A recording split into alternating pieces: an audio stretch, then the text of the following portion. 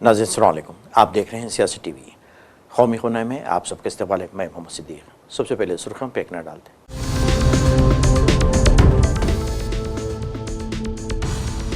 Trump से मुलाकात के दौरान हिंदुस्तानी मफादात को मौसर तरीके से रखने में नाकाम हो गए मोदी। कांग्रेस का रिमार्क, कहा मुल्क का सर शर्म से झुक गया।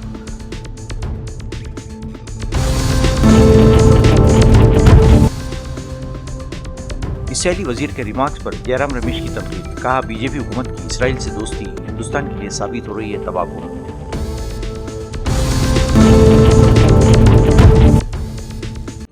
अबूधाबी में नीट यूजी दोबारा इम्तिहान के मरकज पर राहुल गांधी ने हुकूमत और एनटीए को बनाया निशाना, कहा बच्चों के मुस्तकबिल से खेलना बंद करे हुकूमत।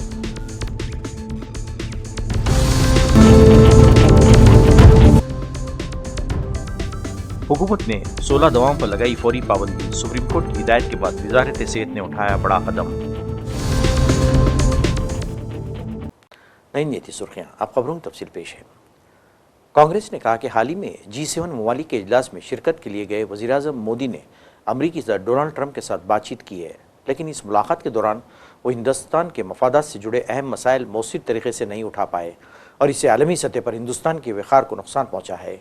कांग्रेस के शोबे मवासिलात के सरबराह पवन खेड़ा ने पार्टी हेडक्वार्टर में प्रेस कॉन्फ्रेंस में कहा कि मोदी और सदर ट्रंप की मुलाकात के दौरान वज़ीर-ए-आज़म हिंदुस्तानी मल्लाहों के कत्ल, एक तरफा अमरीकी तिजारती माहदे और ऑपरेशन सिंदूर के बाद फौजी कार्रवाई को रोकने के हवाले से मिस्टर ट्रंप के दावों जैसे मौज़ूआत को उठाने में नाकाम रहे। इन्होंने इल्ज़ाम लगाया कि मोदी सिर्फ सदर ट्रंप की तारीफ में मुतमईन नजर आए और कौमी मफादात से जुड़े सवालात पर वो खुलकर बोलते हुए नजर नहीं आए। मिस्टर खेड़ा ने कहा कि कांग्रेस को इस बात का दुख है कि दुनिया की सबसे बड़ी जमहूरियत की हुकूमत बैनुल-अक़वामी सतह पर अपनी बात मजबूती से रखने में नाकाम रही है। नमस्कार साथियों, इस हफ्ते हम सब ने, आप सब ने, पूरे देश ने, पूरे विश्व ने एक बहुत शर्मनाक मंजर देखा। सर झुक गया। कम से कम भारत के लिए जिनका दिल धड़कता है उनका सर जरूर झुका। डोनाल्ड ट्रंप के सामने प्रधानमंत्री मोदी की नजरें झुकी हुई थी, हाथ कांप रहे थे, सोफे के अंदर ऐसे दुबक के बैठे हुए थे और कागज पढ़ के कह रहे थे एक्सीलेंसी एक्सीलेंसी एक्सीलेंसी एक्सीलेंसी। जो इंटरप्रेट कर रहा था, जो अनुवाद कर रहा था, उसको भी शर्म आ गई। उसने एक्सीलेंसी का अनुवाद नहीं किया, उसने मिस्टर प्रेसिडेंट बोला, जो कि कहा जाता है।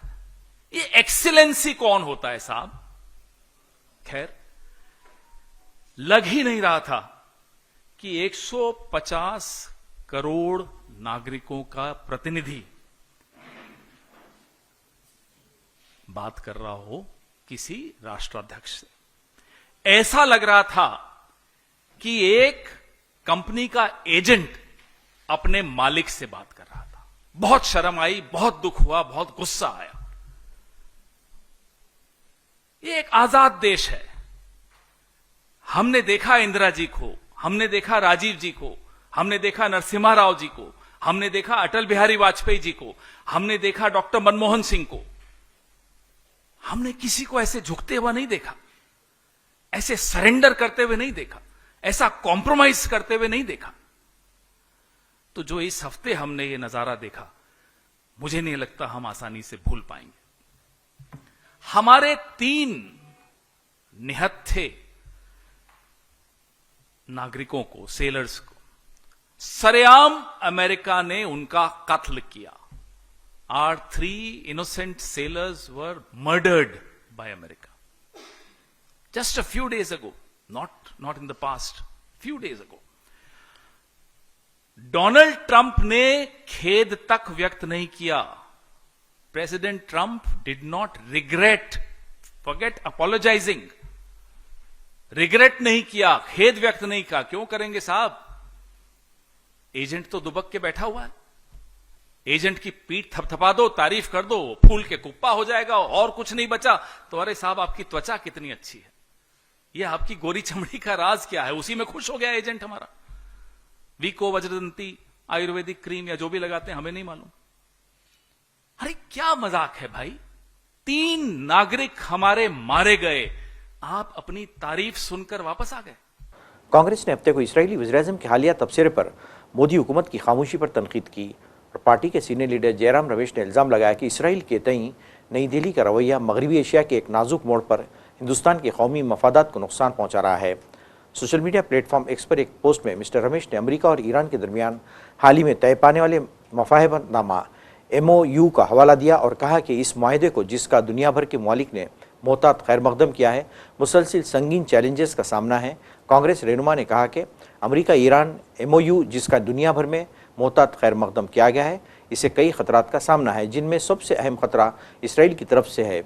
इन्होंने इसराइल के कौमी सलामती के वजीर के तबसरे का हवाला दिया, जिन्होंने मुबैना तौर पर लेबनान को जलाने का मुतालबा किया था और वाज़ेह किया कि उनके इस तबसरे पर बड़े पैमाने पर बैनुल-अक़वामी सतह पर तनकीद की गई है। मिस्टर रमेश ने कहा कि उनके तबसरे की बड़े पैमाने पर मजम्मत की गई है, लेकिन हमेशा की तरह मोदी हुकूमत बिल्कुल खामोश है। लोकसभा में कायद हज़्ब इख्तिलाफ राहुल गांधी ने नीट UG दोबारा इम्तिहान के लिए नागपुर के एक उम्मीदवार को अबूधाबी में इम्तिहान का मरकज़ अलॉट किए जाने पर मरकज़ी हुकूमत और नेशनल टेस्टिंग एजेंसी NTA के तरीक़ेकार पर सवालात उठाए। मिस्टर गांधी ने इल्ज़ाम लगाया कि इम्तिहान का निज़ाम मुकम्मल तौर पर नाकाम हो चुका है और हुकूमत और NTA तलबा के मुस्तक़बिल के साथ खिलवाड़ कर रही हैं। इन्होंने एक तालिब इल्म की मिसाल देते हुए कहा कि नागपुर का एक तालिब इल्म पिछले 1 माह से नीट री एग्ज़ाम की तैयारी कर रहा था। इम्तिहान से 1 दिन पहले जब उसने अपना एडिट कार्ड डाउनलोड किया तो इसके इम्तिहान का मरकज़ अबूधाबी अलॉट किया गया। इन्होंने कहा कि तालिब इल्म के पास न पासपोर्ट है, न बैरून मुल्क जाने के लिए माशी वसाइल और न ही इतना वक्त बचा कि वो इम्तिहान दे सके। इस वजह से वो पूरी रात जहनी दबाव में रहा और इम्तिहान देने से भी इनकार कर दिया। कांग्रेस रहनुमा ने कहा कि अगर कोई निज़ाम किसी तालिब इल्म को इसके अपने शहर में इम्तिहानी मरकज़ फराहम नहीं कर सकता और बैरून मुल्क का मरकज़ अलॉट कर देता है तो इसे इम्तिहान मुनक़िद करने का कोई हक़ नहीं है। Why is India only asking its children to do 5 things? And the answer to that question is money. The answer to that question is money. Because the system के पैसे सिर्फ इन 5 रास्तों से बनते हैं। यह मैं आपको नीट का उदाहरण देना चाहता हूं। देखिए इसको, आप ये नीट का एग्जाम ले रहे हो, थोड़ा इस साइड आ जाओ so crowd can see. This is the NEET exam and this figure is an insult to this country. This is a crime. Now let me explain. मैं समझाता हूं ये क्या है, इसको आप समझिए। नीट में 22 लाख स्टूडेंट्स एग्जाम लेते हैं। 22 लाख स्टूडेंट्स एग्जाम लेते हैं नीट का।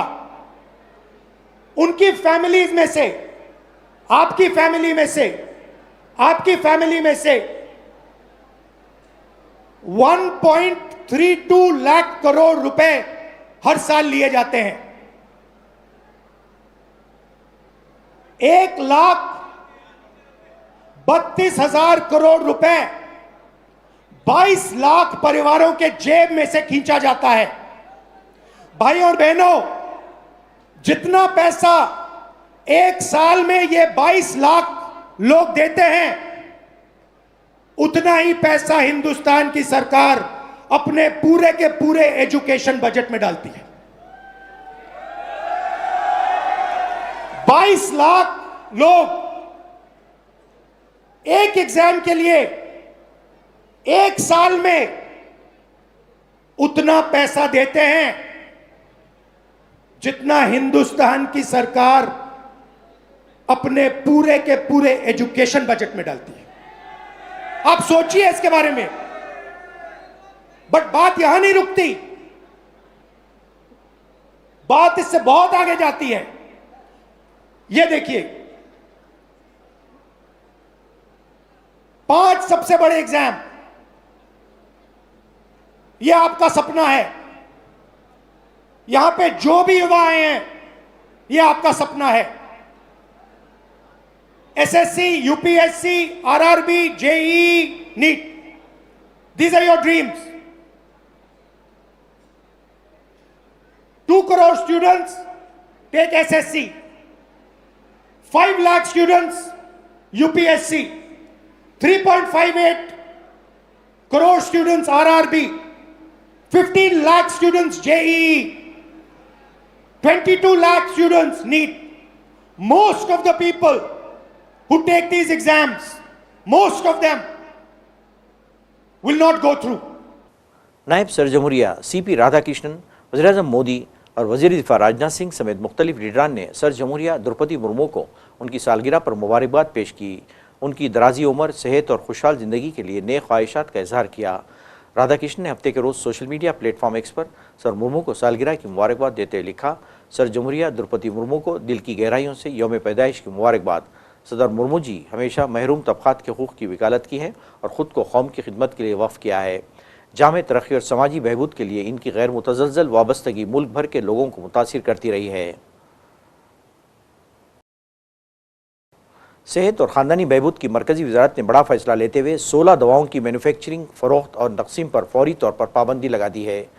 वज़ारत ने इस सिलसिले में ड्रग्स एंड कॉस्मेटिक्स एक्ट 1940 के सेक्शन 26A के तहत नोटिफिकेशन जारी किया है। हुक्मनामे में कहा गया है कि ये नोटिफिकेशन फौरी तौर पर नाफिज हो गया है। ये फैसला सुप्रीम कोर्ट की हिदायत के बाद लिया गया, जिसमें मुल्क में दस्तियाब FDC अद्वियात का जायज़ा लेने का हुक्म दिया गया है। इन हिदायत के बाद ड्रग्स टेक्निकल एडवाइजरी बोर्ड ने एक माहिर कमेटी तश्कील दी है, जिसका मकसद मुख्तलिफ ADC अद्वियात की जाँच करके इन दवाओं की शिनाख्त करना था जो गैर साइंसी तौर से गैर मुनसिफाना या इंसानी सेहत के लिए मुमकिना तौर पर ख़तरनाक हो सकती हैं। इस सिलसिले में तमाम रियासती ड्रग कंट्रोलर्स, रेगुलेटरी अथॉरिटीज़ और इन्फोर्समेंट एजेंसियों को हिदायत दी गई है कि इन इत्तलात की सख्ती से तामील और अमल दरामद को यकीनी बनाएं। ब्रिक्स ममालिक के कौमी सलामती के मुशीरों की मीटिंग यहाँ पर कौमी सलामती के मुशीर अजीत डोवल की सदारत में मुनक़िद होगी। वज़ारत ख़ारजा ने हफ्ते को बताया कि हिंदुस्तान की मेज़बानी में होने वाली ये मीटिंग 2 दिन चलेगी। मीटिंग के दौरान ब्रिक्स रुकन ममालिक के कौमी सलामती के मुशीर वफ़द के सरबराहान आज दुनिया के सामने मौजूद गैर रिवायती सिक्योरिटी चैलेंजेस के मौजू पर ख्यालात का तबादला ख्याल करेंगे। शिवसेना UBT ने अपने बागी अराकीन पार्लियामेंट को व्हिप जारी होने के बावजूद मीटिंग में शामिल न होने पर शोकाज़ नोटिस जारी किया है। इसके लिए तमाम अरकान पार्लियामेंट को 24 घंटे का वक्त दिया गया है। रिपोर्ट्स के मुताबिक लोकसभा में पार्टी के चीफ व्हिप अनिल देसाई ने गैर हाजिरी अराकीन पार्लियामेंट को बाकायदा वजह बताओ नोटिस जारी की है। इन अराकीन पार्लियामेंट को अपने रवैये पर तहरीरी वजाहत देने के लिए 24 घंटे की सख्त डेडलाइन दी गई है। इस नोटिस में साफ तौर पर कहा गया है कि अगर तयशुदा वक्त के अंदर जवाब नहीं आता है तो ये मान लिया जाएगा कि अराकीन पार्लियामेंट ने पार्टी की रुकनीत छोड़ दी है। इसके बाद इनके खिलाफ आइन की 10वीं शेड्यूल यानी दल बदल कानून के तहत कार्रवाई की जाएगी। नाज़रीन, आखिर में सुर्खियों पे एक और नज़र।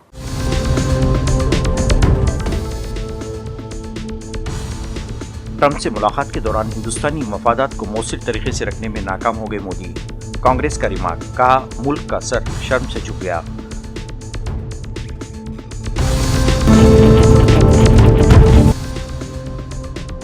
इसराइली वजीर के रिमार्क्स पर जयराम रमेश की तनकीद, कहा बीजेपी हुकूमत की इसराइल से दोस्ती हिंदुस्तान के लिए साबित हो रही है तबाहकुन।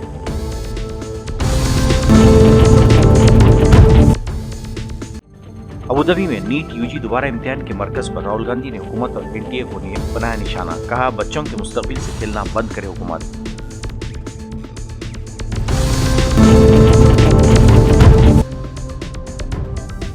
हुकूमत ने 16 दवाओं पर लगाई फौरी पाबंदी, सुप्रीम कोर्ट की हिदायत के बाद वज़ारत सेहत ने उठाया बड़ा कदम। नाज़रीन, इसके साथ ही कौमी खबरनामा खत्म होता है। मुझे और सारी सियासत की टीम को इजाज़त दें। अल्लाह हाफ़िज़।